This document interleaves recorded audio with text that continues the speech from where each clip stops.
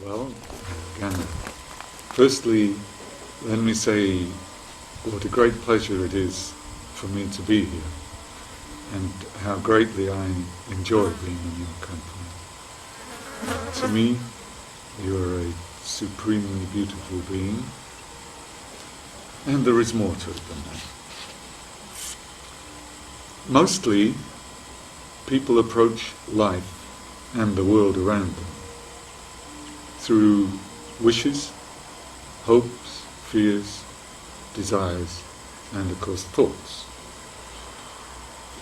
Arising from these comes an image of what is before them. And then they approach life through that image. In fact, what they know is that image, and it governs all their actions. You, on the other hand, appear to live in the moment, in a place which is undirected by these forces.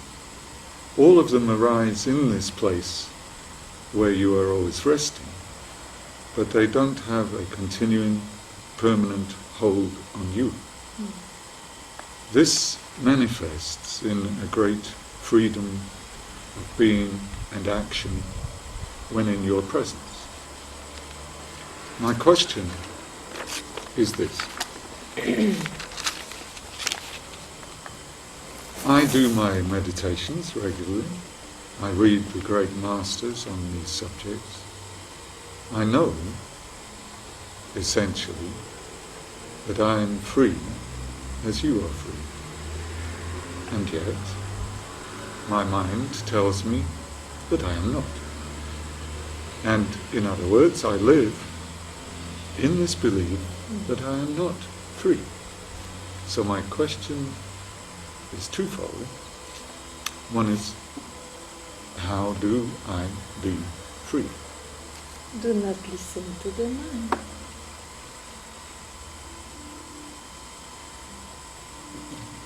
Once for all. You see, it's a very good description of how one feels not free. But you said also very well that it's the mind who suggested you that. So, first of all, are you the mind? No. So it is something you followed because it looks so intimate to you.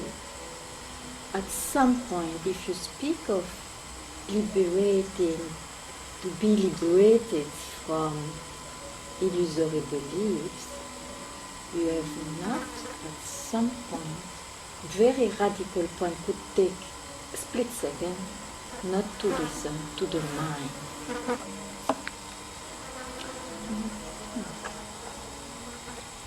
Well, I believe I told you the other day I had, since a child, Yes. some fear of the dark. It had to do with the war. Yes. And that I woke, or I found myself at the time of sleep, about to enter that fear. Yes. And then I didn't. Yes. I saw that my mind wanted to do that. And I said, okay, I can do that, but I can also enter the interior reality.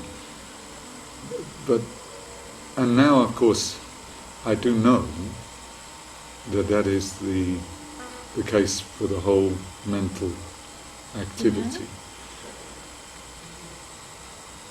But then the mind does come back. That's what I say. The mind will always appear even if it disappears for a while. It is the nature of things that we cannot stop. But the meaning of not listening to the mind, it is, I think, the deepest choice. That's why I appreciate it so much the other day when you expressed this experience. Not to follow the movement of the mind, but at some point it comes it is concerning freedom, means it is a radical decision. And if, when the mind reappears, which it will do anyway, it can reappear in freedom, because it has been radical. And if it doesn't reappear in freedom, as you say, because you said but the mind, means now you feel you are out of it. It means there is something in the mind which is still awakening you curiosity as much as freedom. Or it's some wish, as you expressed before, or some fear, or some desire, which is still as strong as freedom. And that will always look like bringing you back to the mind and listening to it. That's what I say, at some point one has to... I don't think it is in anybody's hand, but yet I believe in a decision. One has to decide it is enough. I know the tricks of the mind. I know that the mind cannot be left completely fulfilled. It will never be so. One will never be ready for freedom. He is already free, but the mind will be incomplete. You see? So it's a kind of radical decision. Doesn't matter, I leave it as it is. And I just bathe in my nature, true nature. In order to make this radical decision, do you have to see the whole of your mind? I mean, the activity of it? No, I think it comes out of extreme clarity of what's going on, and why is it so that you are free, but you don't feel so, and so you search for freedom. Clarity is not freedom, but it is a tremendous help, because then, in time, some maturity will come out of this clarity and give you that decision.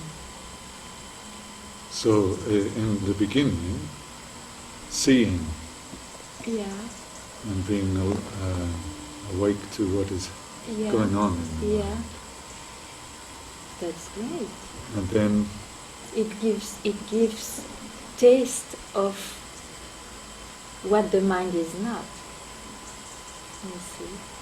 So that taste becomes so attractive that what the mind presents will be less and less attractive. So there will, as I repeat, there will always be something left which is which is a hook. But then there is a kind of decision. Doesn't matter, I just drop it. I cannot fulfill all the desires. They are endless. Yes. The mind is endless, infinite. Yes. Yes. So it comes at some point. And then I would say it is irreversible, because when the mind will reappear, it lost its real reality. It is mystified in a way. It went to the game, as you say. I see the reactions are quite the same and so on. I mean, it's except if you are in the saintly path, then you have a really saintly mind, which was not offered to me by my master, so it was quite wild. He said, don't waste your time in becoming a saint, because you may die before. And so, I mean, there are different schools. Yes. Yeah.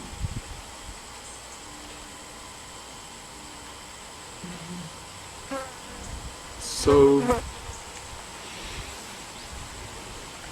then, if I'm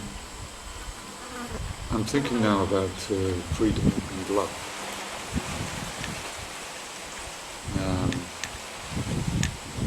I wouldn't quite say there's a question. accept it. It cannot be separated, I think. And to speak of love, it's impossible.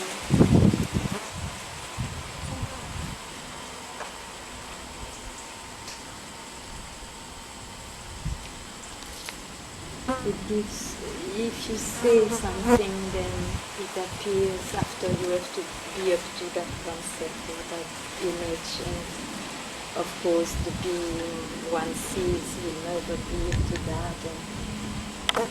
But freedom is love, because, I may say one thing, because it includes everything. So even if you responded to something very strongly looking like rejection, you see, rejection is included in freedom, in love. That's love, no? To include. You cannot exclude, even though the waves, I call it the mind and the body, they still do the same way. It's a bit paradoxal to express it, but if I speak, I have to speak like this.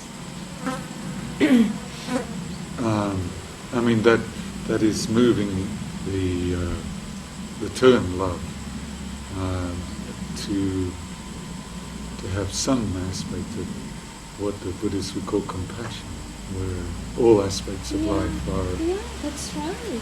Actually, this is great, compassion. I think it's more accurate, because you don't say, I compassionately love you, my dear man. So, I love you. But this is compassion. Yeah, it's a good.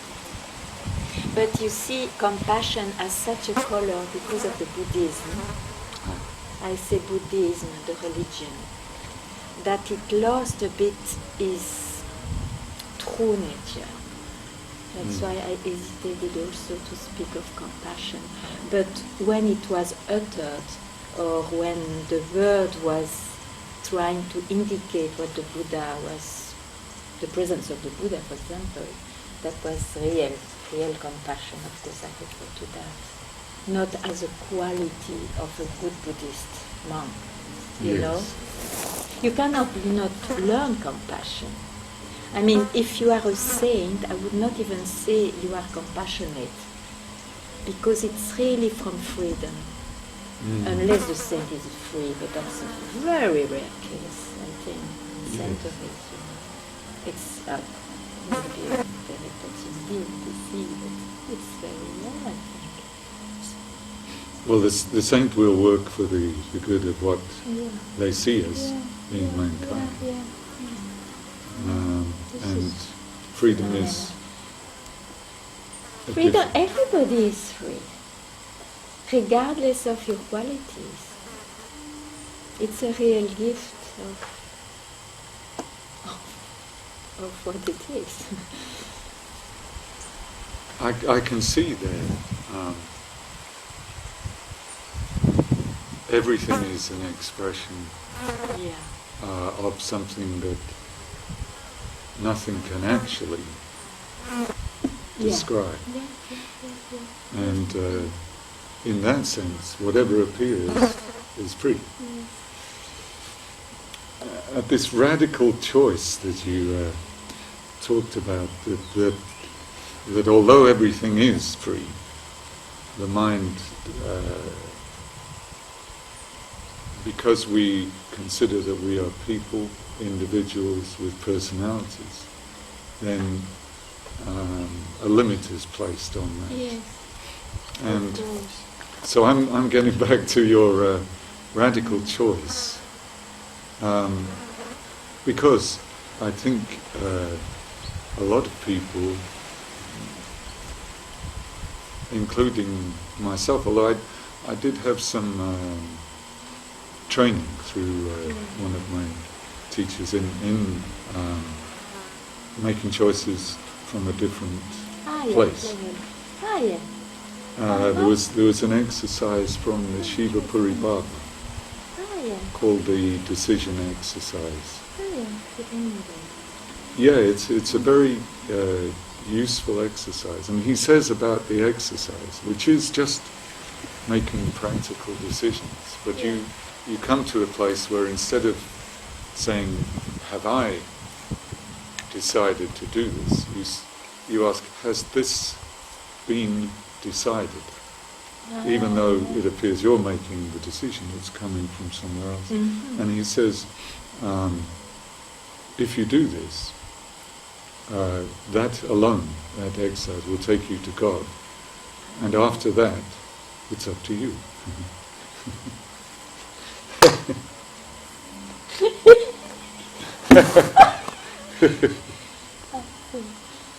Oh wow, yeah. And so there is, but I think for a lot of people, making a decision is a very strange thing. You know, I feel if I speak like this to great masters, in front of great masters, they may fight my words. They may not, fight means, they may not, but in a way, I cannot also go into that movement which says, you cannot do anything. You see, it will come when it has to come. I think I say that to remove this attitude. Now, of course, you are born with the desire to be free. You cannot decide. I don't think. Or you go in circumstances which awakes that in you by luck. Who starts to decide? This is a very, very complicated matter. But at some point, there is a kind of... When you said it resonated with me, and I was, whilst you were looking for a place in myself where such a deep decision could be made, but it is now. I can feel it. It's working on me, and I can feel that there is indeed the capacity to do that, and that it has to be done. Yeah. Otherwise, everything goes on and on and on and on. I know, and they all have their little pleasures. And of course. Who rejects anything? It's true. But one always, at some point, there is also some suffering. Oh, yes. And then you have to question: is it worth?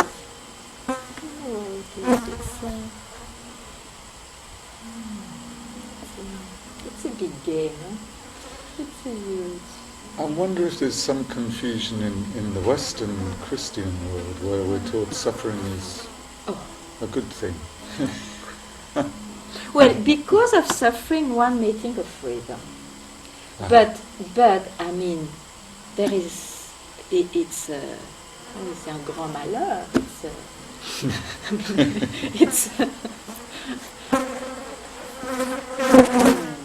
So, for you, when troubling things happen, they may trouble your what appears to be your nature, but at the same time, it's without keeping. I am not interested in keeping any image or whatsoever. So what I see with my life is, I do have trouble because I have a very ordinary life. I have a lot of relationship with this and that, and I have a family anyway. So there are some trouble and pleasures also coming. And I respond.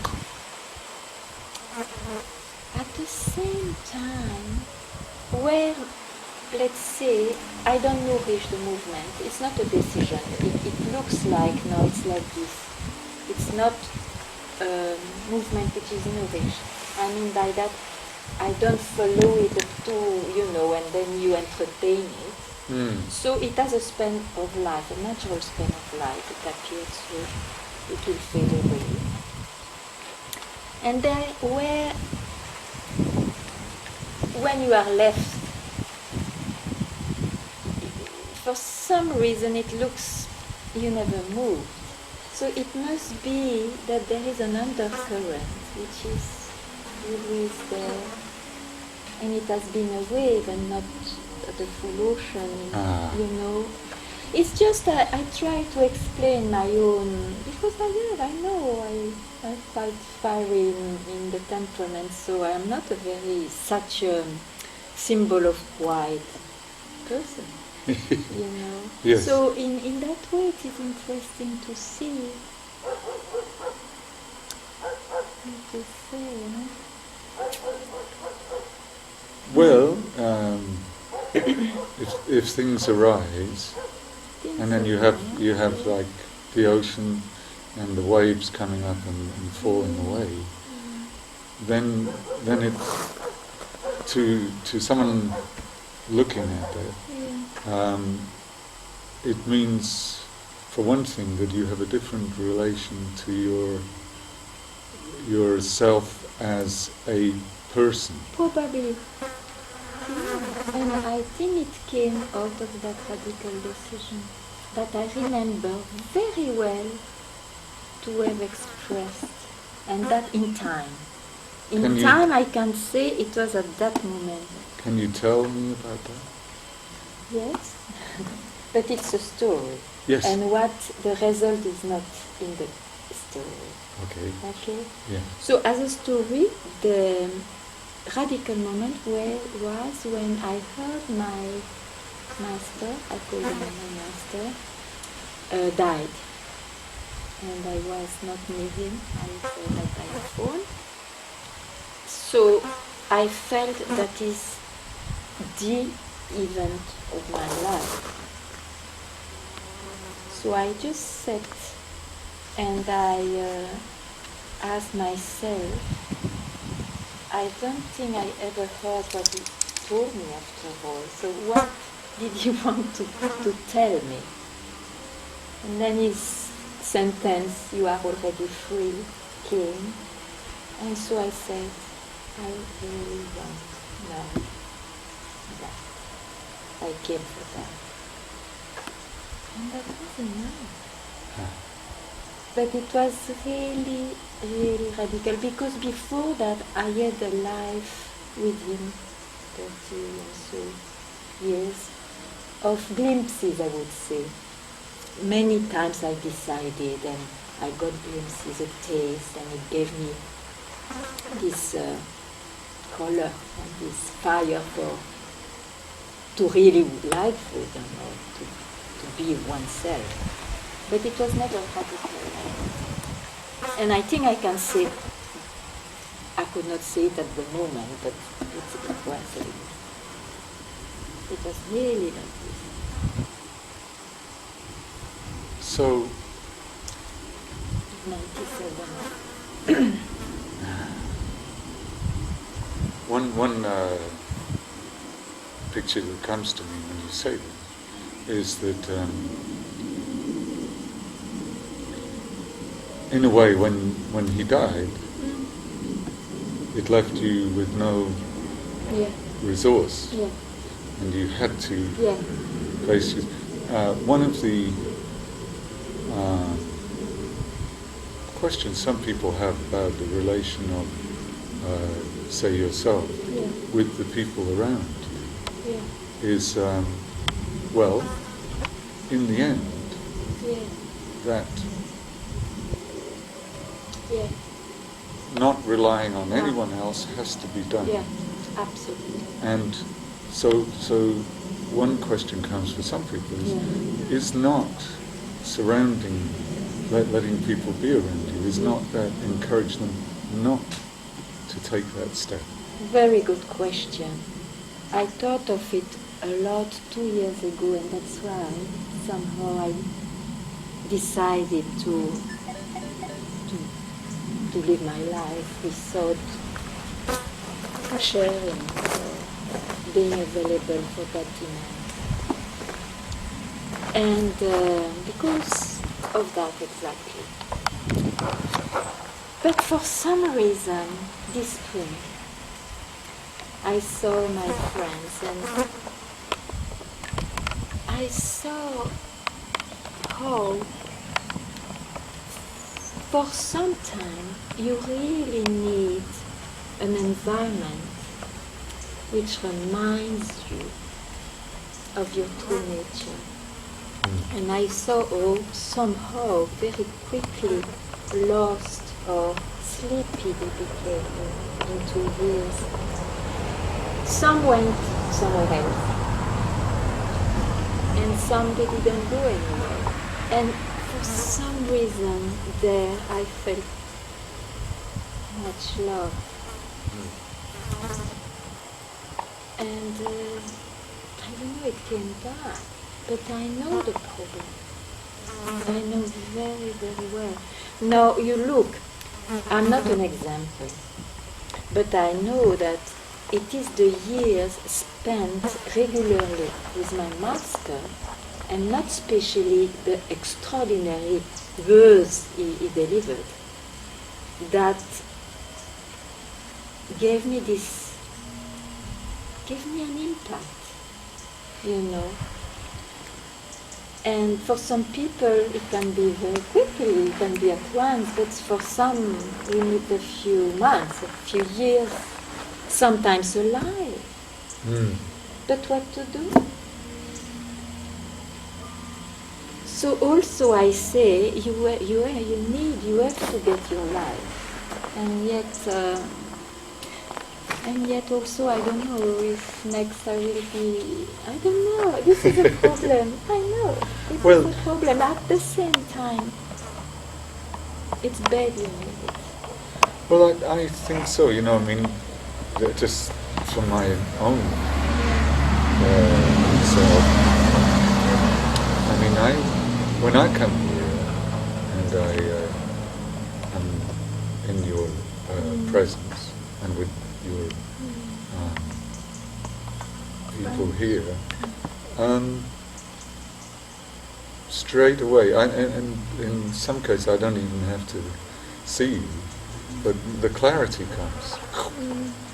And I spend, you know, most of occasionally will see such Amanda, but that's maybe once. And so, you know, I'm not here with you all the time, but I do know that when I come, I get that clarity. So I can imagine that for the people who are here, that is a situation that is open to them all the time, and it has an action. I mean, it's like you say, I recognize myself and the clarity and the place where such a decision as you were talking about can be made by coming here. And so I know that for the other people, whatever they recognize, it's the presence that you have that allows that. Or that not that you have, that you are. I have no idea. I must say, I have no idea how it works. Yes. But I see. You see, I think some people, they really need an environment, a reminder. Some they are, and it's a question of maturity. And don't ask me how this maturity comes. Because one may feel not matured enough, and then I will say, it's just your concept, just drop it, you know. So, and still, paradoxically, there is a kind of maturity. What to say? What to say? When I saw my master 2 years before he left the body, I never thought he would leave the body so soon, though it was obvious, but it's like that.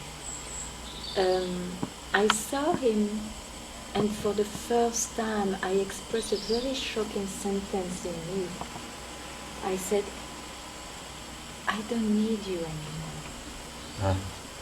And I was shocked. I said, oh my God, my link was me. I felt it horrible sometimes, and at the same time it was quite a thing to face that. Quite a thing. So I suppose it's what is going on around. At some point some will say, I don't need you, but I need to express it, whatever. Yes. And they will go their way, and it will be wonderful. Yes. You know? And this is interesting to me then, if you're all right talking a bit more. Yeah. Well, when you reached the point where you said, Yeah. I don't need you anymore, Yeah. it still was not the point I know. of radical... No. So what was the movement in between those two?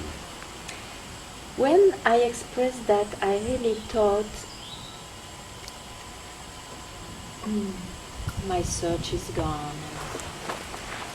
I don't need my master too. I was being respect, of course. It has nothing to do.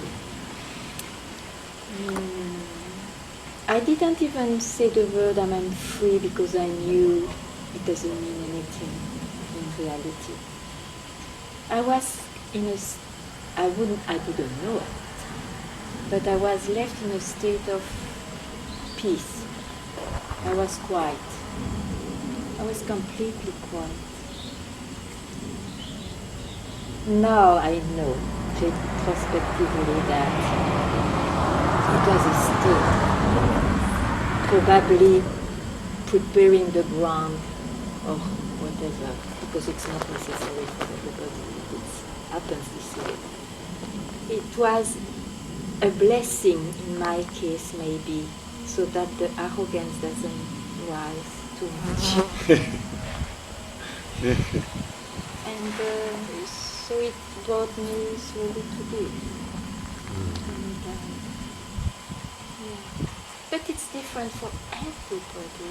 It's amazing. Yeah. I didn't know. That's why I was so surprised that something happened when he left the body, because I thought there is nothing wrong now. You know? Yes. Very surprised. It was the biggest surprise in my life. So do you think there was, you had this period of quiet, Yeah. and then when he died, Then I had a tremendous doubt, which never happened since years and years and years. The moment before that decision.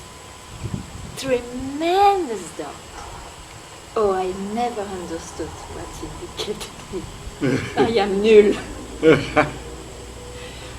I wasted all my life. Tremendous. the whole search or whole Was just effort fake. was a fake. Yeah. And do you think it was? In the terms of... Yeah, because I thought I was free and I was not. It's terrible. So do you think that underneath it all there was some need? No. No. I think there was an arrogance to have hooked at a state, thinking it was reality, thinking it was my true nature. Because the I was still there, I didn't know. So the very subtle... I mean, as a belief, it's real. It was very subtle, sure. I didn't know. I knew only when it left me, actually. The belief that I having one state, having one freedom. I was not speaking those terms because my master, I was in a very good school in a way. I knew that whatever you express is a concept, you know. But I knew freedom is not to be achieved. But I was living like that. So in my intellect, I knew very well I didn't achieve anything. It was very tricky. Horribly tricky. But there was still an I that didn't achieve it. I must admit it. And so then there was a deeper place where that quiet and that was itself seen just as something that was a passing, and then that left. Just left. And so in the time when you did make this radical move, what was left? I mean, you can say nothing, but there was obviously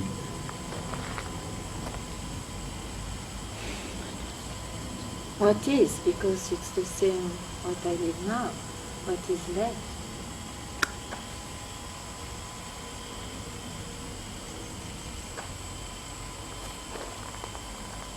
So in that case,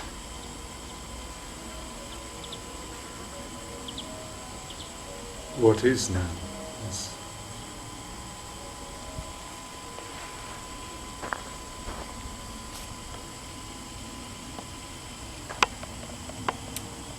You see, speaking of that, I will speak as an individual speaking of something. I cannot say I achieved anything. It's not repeating the words I've heard, it's just a real, it comes spontaneously. I didn't achieve anything.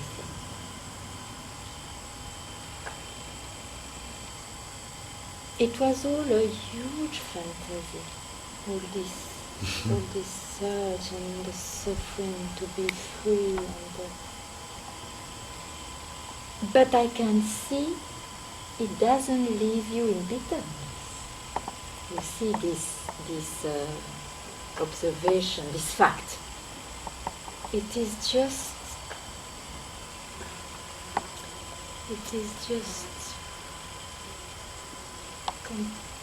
complete. It's just what else?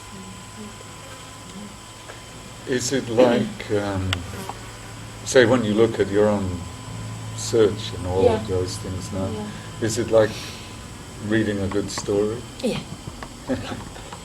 And it's a good one. And but I can say I was quite slow and dull. You're such an absolutely great master. I took, in the story, I took 39 years or something. I cannot believe! Anyway. Well, thank you so much. That was really very beautiful.